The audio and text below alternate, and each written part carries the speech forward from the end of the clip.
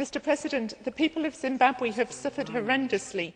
After years of intimidation, brutality and economic meltdown, the election came as a final twist of the screw. And since the election, the violence has continued unabated. At least 90 people have been killed since the first round of polling on 29th of March. And just this Monday, residents were attacked and abducted from an IDP camp east of Harare. We may feel tempted to just wring our hands in despair, but I believe there are things that the EU can do towards a solution to the crisis. Firstly, the EU can offer diplomatic support to those seeking to find a way forward via an interim transitional government involving all parties and civil society and respecting the results of the first round.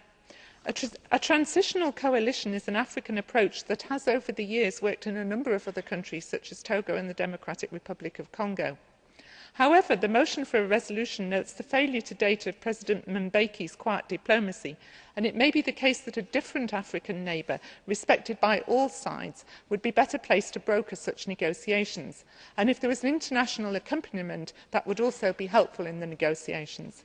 Secondly, we must step up the pressure against Mugabe in the international community. Russia's adherence to the G8 summit call for sanctions was very encouraging, and I welcome the Council's comments on the strengthening of sanctions by a number of countries. Thirdly, we must start planning ahead now for the day when Zimbabwe has a legitimate government and will need a broad package of international support. And finally, we must not forget that ordinary Zimbabweans are in desperate straits and need basic aid now just to keep going. Thank you.